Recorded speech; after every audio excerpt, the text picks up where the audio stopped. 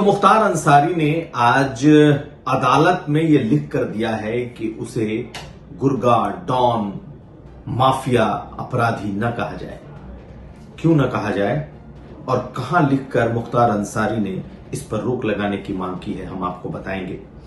हम आपको ये भी बताएंगे कि अतीक अहमद मामले में अब जो वकील था वो कैसे सरकारी गवाह बनने की तैयारी कर रहा है। दोजाना एनकाउंटर के बाद आज अनिल दोजाना का अंतिम संस्कार किया गया। उसके अंतिम संस्कार में क्या क्या हुआ ये भी जानिए, और कैसे ओवैसी ने अतीक के बाद अब अनिल दोजाना के एनकाउंटर को भी गलत कहा है, ये भी जानिए। और अंत में ये देख लीजिए कि कैसे योगी आदित्यनाथ और अखिलेश यादव कहां कहां प्रचार में पहुंचे हैं। नमस्कार, मैं हूं कुमार अभिषेक, आप देख रहे यूपी तक। हम हाजिर अपने न्यूज शो आज का यूपी लेकर। तो मुख्तार अंसारी जो कि इस वक्त बांदा जेल में बंद है, जो सजा याफ्ता है और जिस पर अभी भी कई दर्जन मुकदमे चल रहे हैं, आज मुख्तार अंसारी की तरफ से उसके वकीलों ने बाराबंकी कोर्ट में एक अर्जी दी है। दरअसल बाराबंकी का भी एक मामला इस वक्त चल रहा है और मुख्तार अंसारी लगातार वीडियो कॉन्फ्रेंसिंग के जरिए अपने कोर्ट में उपस्थिति भी दे रहा है। लेकिन आज एक ऐसी पिटीशन अदालत के सामने आई है जिसे जानकर आप भी हैरान होंगे।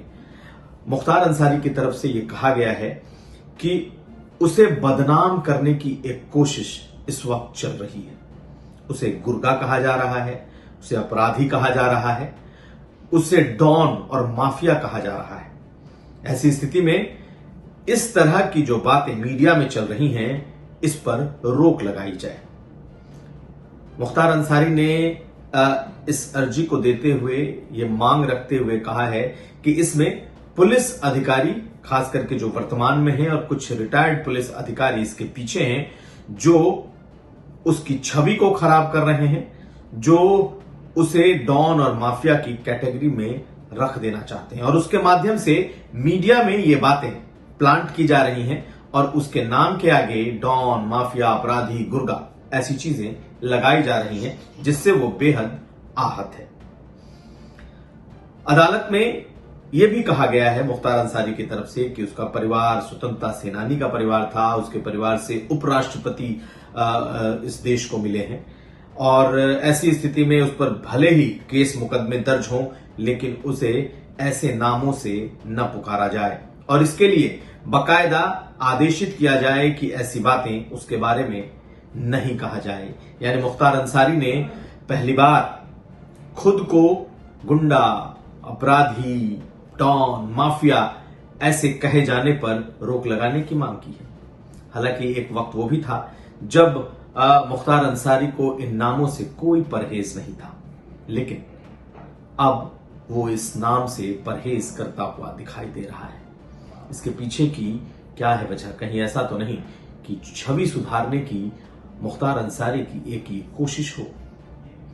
हम इस पर आगे भी वक्त वक्त पर आपको बताते रहेंगे, लेकिन दूसरी तरफ अब हम आपको अतीक के मामले में उसके वकील ने, जो जेल में बंद है, उसने क्या खुलासे किए हैं ये भी बताते हैं। उधर अतीक अहमद मामले में एक के बाद एक नए खुलासे हो रहे हैं। सौलत हनीफ जो कि इस वक्त जेल में बंद है और कभी अतीक अहमद का खासम खास वकील हुआ करता था, दरअसल अब वो सरकारी गवाह बनने को तैयार हो गया है।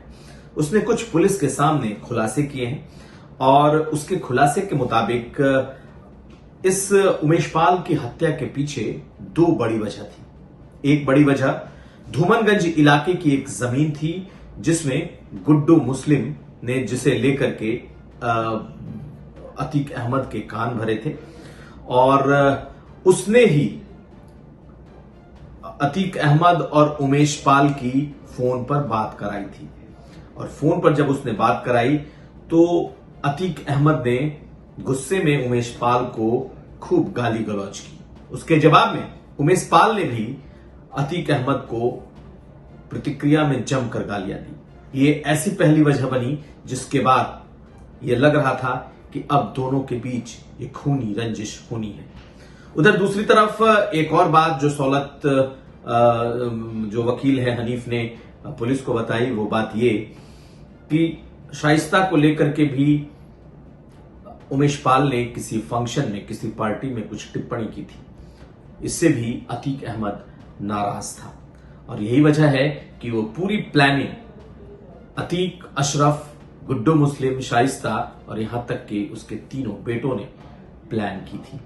यानी कि एक जमीन का विवाद, बहुत बड़े जमीन का एक मामला और साथ साथ शाइस्ता पर की गई ऐसी टिप्पणी जिसे अतीक अहमद बर्दाश्त नहीं कर पाया। और अब ये राज खुलकर सामने आने लगे हैं क्योंकि हनीफ सौलत हनीफ जो है वो अब सरकारी गवाह बनने जा रहा है। अब अगली खबर। उधर पश्चिमी उत्तर प्रदेश के टेरर कहे जाने वाले अनिल दोजाना का आज अंतिम संस्कार कर दिया गया। उसके पहले बकायदा मेरठ में उसका पोस्टमार्टम हुआ और उस पोस्टमार्टम में खुलासा यह हुआ है कि उसे सिर्फ एक गोली उसके सीने पर लगी जो आर पार हुई और उससे ही उसकी मौत हो गई। इसे पश्चिमी उत्तर प्रदेश का सबसे बड़ा टेरर कहा जाता था। एक वक्त था जब पश्चिम में मुन्ना बजरंगी, मुकीम काला, इस तरीके के नाम भी थे, लेकिन पिछले कुछ समय से सुंदर भाटी और दूसरा अनिल दोजाना, यही बड़े गैंगस्टर थे। अभी भी यूपी पुलिस के लिस्ट में 63 बड़े जो गैंगस्टर हैं उनके नाम बचे हैं, लेकिन अब जबकि इसका एनकाउंटर हो गया तो उसके गांव, दोजाना गांव में अनिल दोजाना के शव को उसके परिवार के सुपुर्द किया गया, जहां पर भारी भीड़ उमड़ पड़ी। महिलाओं से लेकर के पुरुष और तमाम लोग अनिल दोजाना के आखिरी संस्कार में शामिल हुए। हालांकि बीजेपी ने एक सवाल उठाया था कि अब बताएं कि क्या मजहब देखकर एनकाउंटर हो रहा है, तो आज असदुद्दीन ओवैसी ने फिर इसका जवाब दिया और असदुद्दीन ओवैसी ने जो कहा वो सुन लीजिए। ओवैसी ने क्या कहा है। हम हमेशा मजलूमों के साथ थे, गरीबों के साथ थे, दलितों के साथ थे, अल्पसंख्यक समाज, मुसलमानों के साथ थे। अगर कोई हिंदू पर भी जुल्म हो रहा तो वैसे उसके लिए बोलेगा। आज मैं एनकाउंटर के खिलाफ था और एनकाउंटर के खिलाफ रहूंगा। जिस तरह अब्बास को, अतीक को और अशरफ को गोली मार दी, आज मैं कह रहा हूं कि अनिल को भी गोली मारना गलत था। एनकाउंटर से रूल ऑफ लॉ कमजोर होता है, संविधान से लोगों का यकीन कम होता है। कोर्ट की क्या जरूरत है? सजा देना कोर्ट का काम है, गोली से किसी को सजा नहीं दी जाती।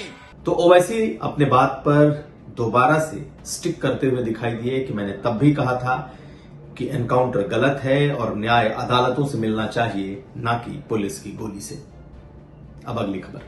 पहले चरण का निकाय चुनाव खत्म हो चुका है और अब दूसरे चरण की तैयारी है। 11 तारीख को अब दूसरा चरण है जिसमें 7 नगर निगम यानी कि मेयर के चुनाव होने हैं 7 जगहों पर, और इसके अलावा करीब करीब